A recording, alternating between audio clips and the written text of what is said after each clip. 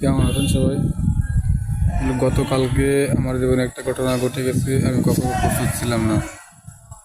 এমনি কাল সকাল থেকে সন্ধ্যা পর্যন্ত মনটা অনেক খারাপ ছিল। তা আমি যখন কাজ শেষে বাসার উদ্দেশ্যে রওনা হই, তো খেয়ে কাটে এসে ওখানে একটা চায়ের দোকান আছে, আমি ওখানে বসে আর কি চা খাইতেছি। তো আমি আমার একটা বন্ধুর সাথে কথা বলতেছিলাম ফোনে।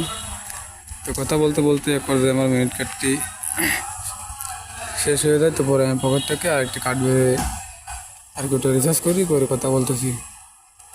তো আমার কাছে একটি কার্ড ছিল যাতে প্রায় ৬৬,০০০ টাকা ছিল।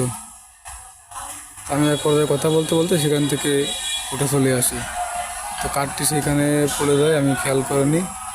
পরে যখন আমি খেয়া পার হয়ে গাড়িতে উঠি, গাড়ি থেকে নামি আমার বাড়ির কাছে, তো আমি গাড়িতে যখন টাকা দেবো তখন পকেটে হাত দিয়ে দেখি যে আমার কার্ডটা